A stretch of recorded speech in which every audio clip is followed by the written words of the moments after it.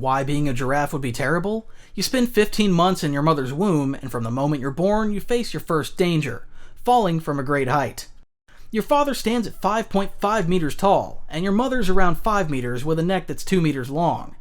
That means you fall from a height of about 3 meters. If luck isn't on your side, you might be eaten by a lion upon landing, or sometimes it could be a leopard or a crocodile.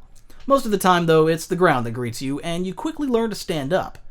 In your infancy, you rely mainly on your mother's milk for nutrition, but you also start eating leaves on your own. Be cautious, though, because there are predators lurking, ready to make you their next meal. Your mother teaches you survival skills, which animals are safe and which are dangerous. She also teaches you what to do when faced with danger. If you get tired from learning and feel thirsty and your mother isn't around, you head to the water. Be careful, you forget how small you still are. As you grow older, you make friends and play games together. Some games aren't so friendly. They often challenge you to hide and seek, but you always lose. In this grassy plain filled with dangers, you somehow survive your childhood. Now much taller at 2.7 meters, you develop an interest in the opposite sex and start pursuing a mate. To impress her, you take on challenges, including fighting off your rivals. In your eyes, your battles look like this. While to an audience, they look like this. Tinky Winky. In reality, your battles are more like this.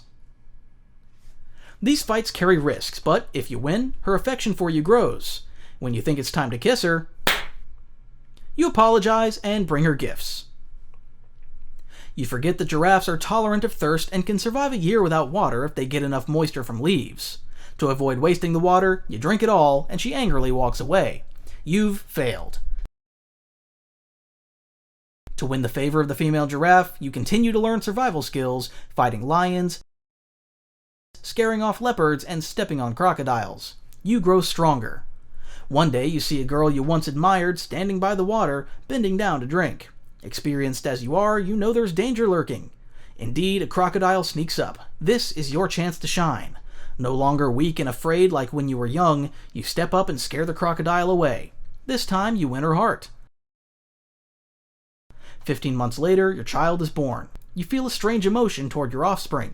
The mother mainly takes care of the child, and you stand by feeling helpless. When enemies appear, it's the perfect time for you to set an example for your child.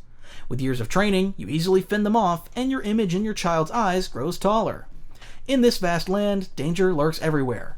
Besides constantly watching out for lions, leopards, hyenas, and crocodiles, finding water and food is essential for survival. Your height gives you a natural advantage, allowing you to see farther than other animals. Coupled with your keen sense of smell, you can detect distant water sources and food. With these skills, you lead your family through one dangerous situation after another. Your child grows up slowly and makes friends. They play games together, and when faced with unfriendly ones, your child asks, "Why do we have such long necks? I don't want them." "You're my child, so you have to have a long neck," you reply. You tell your child the story your father once told you. Long, long ago, giraffes weren't called giraffes because some had short necks. As more animals populated the grasslands, food became scarce. Only those with long necks, able to reach higher leaves, survived. Besides struggling to find food, those with shorter necks were also worse at detecting danger and facing enemy attacks. After hearing the story, your child says having a long neck is cool. A few years later, your child starts a family and has offspring.